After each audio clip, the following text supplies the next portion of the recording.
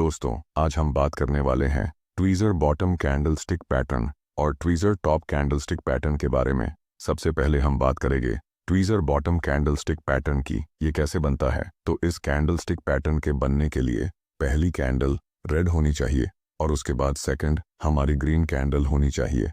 But यहाँ पर सबसे इम्पॉर्टेंट, दोनों कैंडल का लो पॉइंट है वो सेम जगह पर होना चाहिए, जैसे आपको यहाँ दिखाई दे रहा है। तो जब भी डाउन ट्रेंड में एक रेड कलर की कैंडल और दूसरी ग्रीन कलर की कैंडल बनती है और इन दोनों का लोअर पॉइंट सेम होता है, तो हम इसे ट्वीज़र बॉटम कैंडलस्टिक पैटर्न बोलते हैं और इसके बनने के बाद शेयर की चांस होते हैं। तो यह पैटर्न कैसे बनता है यह तो आपको समझ में आ गया होगा। तो चलिए अब इसके बनने के पीछे की साइकोलॉजी को समझते हैं। तो देखिए, सबसे पहले यहाँ एक रेड कलर की कैंडल बनती है, यानी यहाँ पर भी शेयर की प्राइस गिर रही है और इससे अगली ग्रीन कैंडल बनती है जो रेड कैंडल के बीच में कहीं पर भी ओपन हो सकती है, लेकिन उसका जो लो होता है वह सेम होता है और इन कैंडल का लो एक सपोर्ट का काम करता है और आप यहाँ पर ट्रेड ले सकते हैं, क्योंकि इस पैटर्न के बनने के बाद शेयर की प्राइस बढ़ने के चांस होते हैं।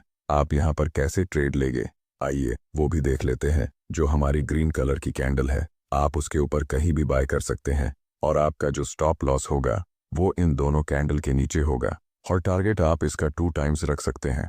आइए अब बात करते हैं ट्वीज़र टॉप कैंडलस्टिक पैटर्न की। ये ऑपोजिट है ट्वीज़र बॉटम कैंडलस्टिक पैटर्न के। इसमें पहले जो शेयर की प्राइस अप ट्रेंड में होती है, यानी शेयर की प्राइस बढ़ रही होती है, उसके बाद एक बड़ी ग्रीन कैंडल बनती है, यानी जो हमारी पहली कैंडल है वो ग्रीन कैंडल होनी चाहिए और दूसरी कैंडल रेड होनी चाहिए। बट इसके साथ यहाँ पर कंडीशन ये है, इन दोनों का जो हाई पॉइंट है वो एक जगह होना चाहिए। जैसे आप देख सकते हैं, दोनों का जो हाई है वो सेम है। मान लीजिए पहला जो शेयर था वो 10 रुपये पर क्लोज हुआ था, तो अगला जो शेयर है वो भी 10 रुपये पर ही ओपन होगा और उसके बाद शेयर की प्राइस गिरने लग जाती है। तो इस चार्ट में देखिए, पहले शेयर की प्राइस बढ़ रही थी, उसके बाद एक ग्रीन कलर की कैंडल बनी और सेकंड कैंडल रेड कलर की बनी। ग्रीन कैंडल जहां पर क्लोज हुई थी, रेड कैंडल भी वहीं पर ही ओपन हुई और इन दोनों का हाई पॉइंट एक रेजिस्टेंस का काम कर रहा है और इस पैटर्न के बनने के बाद शेयर की प्राइस गिरने के चांस होते